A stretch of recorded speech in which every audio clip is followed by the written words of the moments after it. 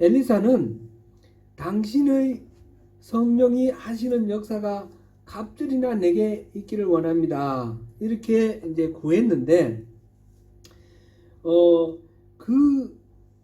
당신의 성령이 하는 역사, 이것이 지금 개역 한글에서 말하는 것처럼 어떤 영감이라든지, 우리가 특별한 어떤 영감이라든지, 아니면 세번역에서 말하는 특별한 능력을 말하는 것이냐, 그렇게 생각을 해볼 때 그렇게 볼 수는 없다는 거죠. 선지자로서 엘리야가 하나님으로부터 부여받은 사명을 감당했던 그 모든 것들, 그거를 지금 얘기한다, 이렇게 봐야 되겠습니다. 엘리야가 3년 반 가물고 비가 안 올 때 기도를 했더니 비가 왔습니다. 엘리야가 기도의 능력이 파워풀해서 비가 왔습니까? 뭐죠? 그거는 하나님이 비를 내려주겠다라고 약속하셨고 하나님이 비를 내려주셨습니다. 그죠? 그리고 이 엘리야는 그 하나님의 말씀을 전했습니다. 전하고 그 하나님의 말씀대로 이루어지기를 위해서 기도했습니다. 그러니까 엘리야가 이 기도의 능력이 탁월해서 비가 내린 것이 아니고 하나님이 비를 내리시는 하나님의 계획을 가감없이 잘 전달한 사람이 바로 엘리야라는 것입니다. 선지자는 미가야 선지자가 그랬듯이 하나님의 말씀을 있는 그대로 잘 전하는 사람이 선지자입니다. 선지자, 프로피트, 프로피트 또는 프리딕터, 포어텔러 또는 선견자, 포어시어, 이런 모든 말들은 먼저 보고 먼저 알고 먼저 말한다라는 그런 뜻인데, 그것은 그 사건이 일어나기 전에 미리 안다. 우리가 흔히 하는 대로 점쟁이가 미리 알아맞춘다, 이런 식의 개념이 아니라고 제가 여러 번 말씀을 드렸습니다. 하나님께서 말씀해 주실 때에, 하나님 계시해 주시면 다른 사람보다 선견자나 선지자에게 먼저 말씀해 주시는 거예요. 하나님이 사자에게. 그러면 그것을 다음대의 세상 사람들에게 선포하는 것이 선지자고 선견자인 것입니다. 예언이라는 말도 같습니다. 예언, 미리 예자를 쓰기도 하는데 예금한다, 맡길 예자를 쓰기도 합니다. 하나님의 말씀을 맡겨놓은 사람, 신탁이라는 말도 있죠. 하나님이 맡겼다, 그런 의미로 이 예언, 프로피스라는 의미는 그런 식으로 이해하는 것이 맞습니다. 그런데 그러니까 선지자의 가장 핵심적인 직분은 하나님의 뜻을 정확하게 전달하는 것입니다. 엘리사가 지금 성령이 하시는 역사가 2배나 자기에게 나타나기를 원한다고 했는데, 그것은 어떤 신비한 어떤 능력, 그런 것을 가리키는 말이 아니라는 것을 우리가 알 수 있습니다. 어떤 사이비 이런 것 같은 느낌이 드는데 그런 차원이 아니라 하나님의 뜻을 잘 분별하고 하나님 뜻을 잘 전하는 그 엘리야의 선지자의 역할을 나에게도 주십시오, 이렇게 말하는 것입니다. 그리고 여기에서 갑절이나 달라 그랬어요. 갑절이나 달라. 갑절이나 달라는 말은 우리 선생님이 가졌던 능력의 2배를 달라, 이런 뜻은 아닙니다. 그런 의미가 아니고 신명기 21장 17절을 우리 한번 보겠습니다. 신명기 21장 17절 말씀 같이 읽어봅니다. 시작. 반드시 그 미움을 받는 자의 아들을 장자로 인정하여 자기의 소유에서 그에게는 2 몫을 줄 것이니 그는 자기의 기력의 시작이라 장자의 권리가 그에게 있음이니라. 아멘. 지금 이 말씀은 2 아내를 두었는데 2 아내에게서 자식이 났는데 한 아내는 밉고 한 아내는 너무 이쁜 거예요. 그렇다 하더라도 이 미운 아내, 내가 싫어하는 이 아내의 미워하는 아내에게서 난 아들이 장자라면 다른 모든 아들보다 2 몫을 주라는 거예요. 내가 좋아하는 사람, 좋아하는 아내의 아들에게 많이 주고 이렇게 하지 말고 좋아하든 싫어하든 진짜 장자에게 2 몫을 주라, 이런 얘기예요. 그런데 장자에게 두 몫을 주라. 이게 바로 지금 엘리사가 엘리야에게 갑절이나 달라라는 말에 그 말이 같은 말입니다. 두 몫을 달라. 그러니까 두 몫을 준다라는 것은 모든 형제들보다 두 몫을 준다. 그 몫의 두 배를 준다. 이거는 장자다. 그런 의미입니다. 엘리사가 나는 엘리야 스승님의 장자로서 수제자로서 인정해달라. 그런 뜻입니다. 엘리야의 제자들이 베델에도 11명이 있었다 그랬고 여리고에서도 50명이나 있었다 그랬지 않습니까? 더 이상 있을 수도 있습니다. 사무엘 때도 많은 제자들이 있었고 엘리야 때도 많은 제자들이 있습니다. 이런 제자들이 있을 때에 그 중에 엘리사가 나는 이 많은 제자들보다 수제자로 나를 인정해 주세요. 스승의 그 권위를 나에게 주세요. 그거를 갑절로 주세요. 이렇게 표현을 한 거예요. 스승의 능력의 두 배를 달라 이런 뜻이 아니고 스승의 수제자로 인정해 주세요. 그런 뜻입니다. 잘못 이해를 하면 성경을 잘못 이해를 하면 우리가 오해할 수 있는 그런 것입니다.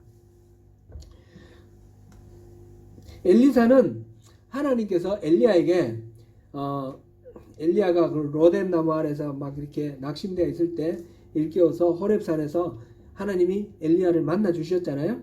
그리고 너가 왜 여기 있느냐 하면서 사명을 주셨는데 세 명에게 기름 부으라 그랬어요. 한 사람은 아람 왕 하사엘, 한 사람은 그 이스라엘 왕 예후, 나중에 이 하사엘이나 예후나 쿠데타로 왕이 될 사람들이에요. 그 사람들에게 왕 삼아주는 것으로 기름 부어 주셨고 세 번째가 엘리사예요.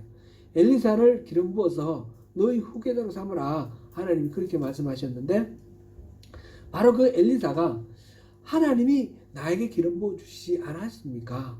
내가 스승님의 수제자 맞지 않습니까? 이제 마지막으로 가시기 전에 많은 제자들 중에서 내가 바로 수제자라는 것을 승인해 주십시오. 그래서 이 모든 제자들이 혼란 없이 잘 나를 따를 수 있도록 해 주십시오. 그 부탁을 한 것이 바로 당신의 성령의 역사가 내게 갑절이나 있게 해 주십시오 라고 하는 말의 의미인 것입니다. 엘리사가 엘리야에게 청한 것 바로 성령이 하시는 역사, 영감. 이거는 성경에는 이 부분에 이 본문이 그냥 루아흐라는 단어로 되어 있습니다. 루아흐를 두 배로 달라 그랬습니다. 루아흐라는 말은 우리가 많이 들어보셨죠? 이거는 헬란 말로는 펀유마라는 말이고 이거는 뜻이 바람이라는 뜻도 있고 또 생기라는 뜻도 있고 그 다음에 영이라는 뜻도 있고 성령의 뜻도 있습니다. 루아흐.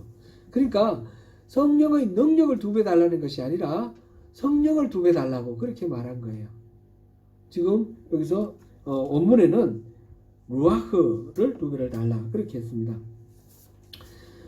그러므로 여기서 한 가지 더 성령의 역사라는 말 우리 흔히서는 히스토리를 말하는 것이 아니고 역사는 work입니다. work. 그러니까 성령님이 하시는 일의 두 배. 그럼 성령님이 하시는 일은 어떤 것이 있습니까?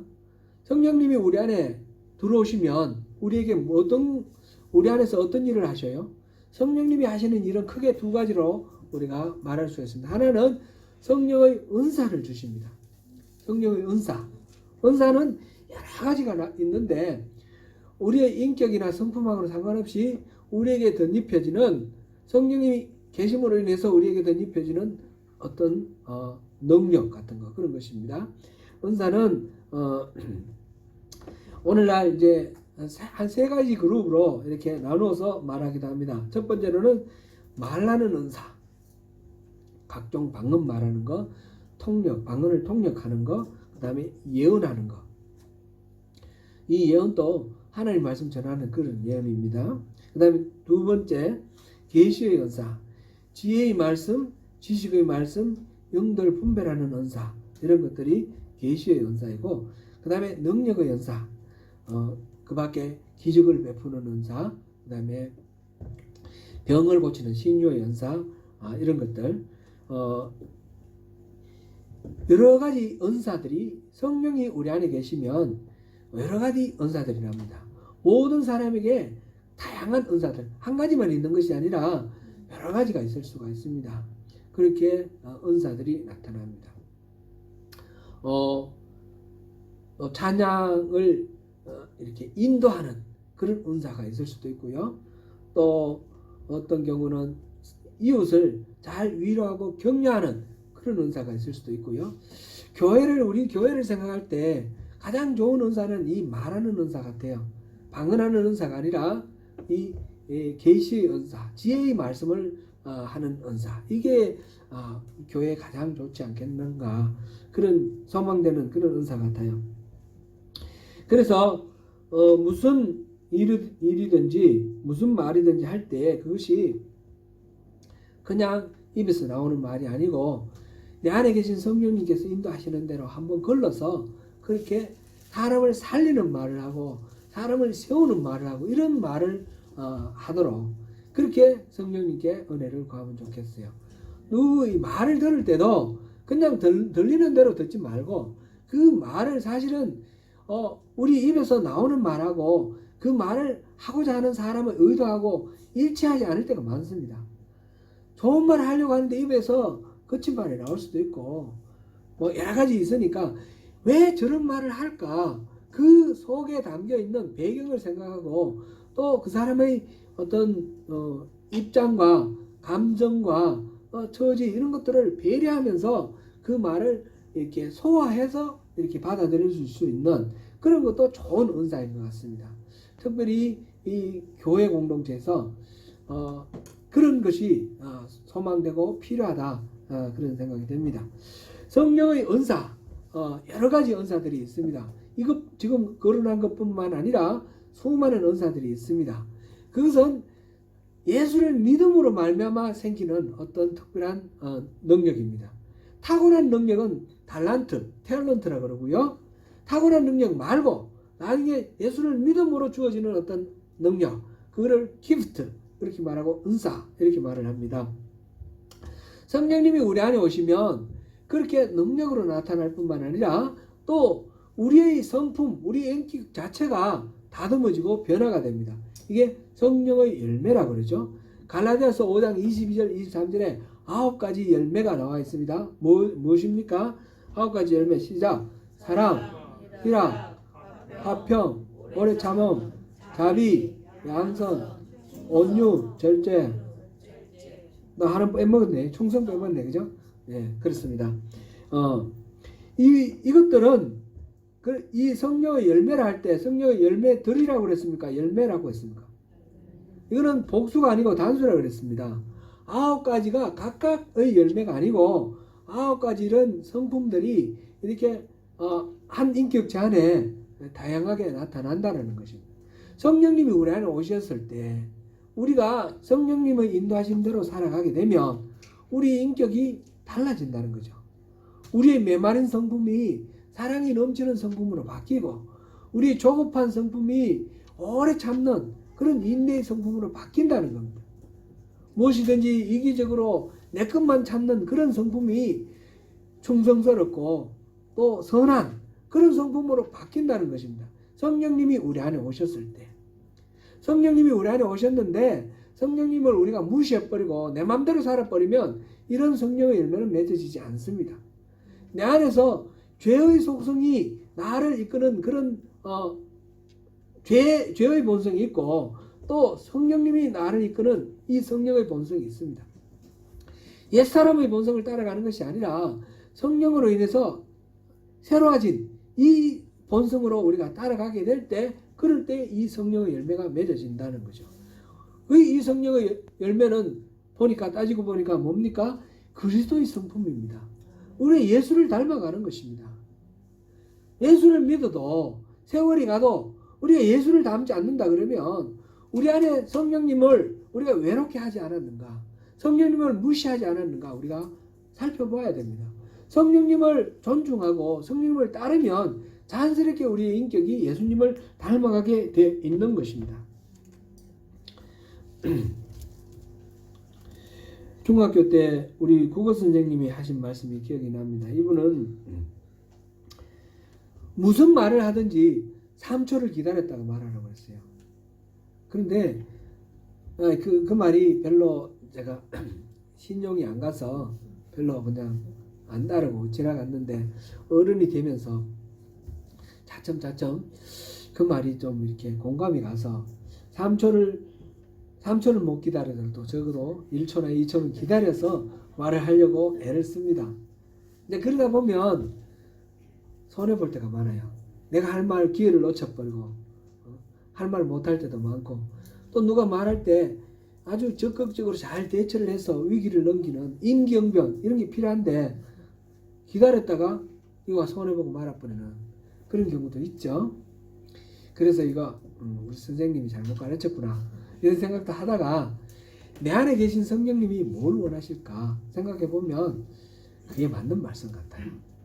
내가 좀 손해보고 내가 적극 대처 못해서 뭔가 타이밍 놓쳐버리고 좀 사오정이 되는 그런 경우가 있을지라도, 금방 나오는 대로 적자적으로 반응해서 누구에게 상처를 주거나 해를 끼치거나 막 사람을 죽이는 말을 하거나 이렇게 하는 그런 경우보다는 100배 낫다는 거죠. 그래서 3초를 기다리라, 이 말씀을 따르려고 합니다. 오늘 이 말씀, 엘리사가 엘리야에게 요청한 말씀의 의미가 뭐죠? 당신의 성령의 역사가 내게 갑절이나 있기를 원합니다. 이렇게 말했는 그 내용, 이 성령의 역사는 어떤 신비한 능력을 말하는 것이 아닙니다. 물론 은사도 포함합니다만은, 은사와 성령 열매 포함해서 성령이 충만하게 내게 있기를 원합니다.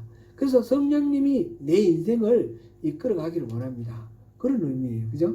그래서 내가 말하는 말, 내가 행동하는 것이 죄의 본성으로서 내가 하는 행동, 내가 하는 말이 아니라 내 안에 계신 성령님이 기뻐하시고 인도하시는 대로 내가 하는 말, 내가 하는 행동이 하나님의 뜻을 전하고 하나님의 나라를 이 땅에 세우는 그런 말과 행동이 되도록 그렇게 하기를 원합니다. 이런 말이 되는 거죠. 그리고 갑절이나 주세요. 이 말은 욕심이 많아서 선생님보다 내가 2배나 더 잘나기를 원합니다, 이런 뜻이 아니고, 내가 선생님의 후계자로서 정말 선생님을 따르고 배운 사람으로서 손색이 없게 내가 엉뚱한 길로 가지 않고 참된 선지자로 바로 갈 수 있도록 나에게 그렇게 권위를 주세요, 그렇게 은혜를 주세요, 그 말을 하는 겁니다. 이 부분을 메시지 성경에서 번역을 했는데 이렇게 번역을 했습니다. 이거는 영어부터 한번 읽어봐야 되겠습니다. 영어. Your life repeated in my life. I want to be a holy man just like you. 이건 이제 선생님의 삶이 내 생에 다시 나타나기를 원합니다. 나는 선생님처럼 거룩한 사람이 되기를 원합니다. 여기 보니까 2배나 뭐 잘나는 그런 거 하고는 상관없죠. 선생님 너무너무 훌륭하게 잘 사셨습니다. 나도 선생님처럼 살기를 원합니다. 그런 뜻이에요. 그죠? 엘리사가 구한 것은 바로 엘리야 선지자의 참된 계승자로서 성령 충만하기를 구하는 것입니다.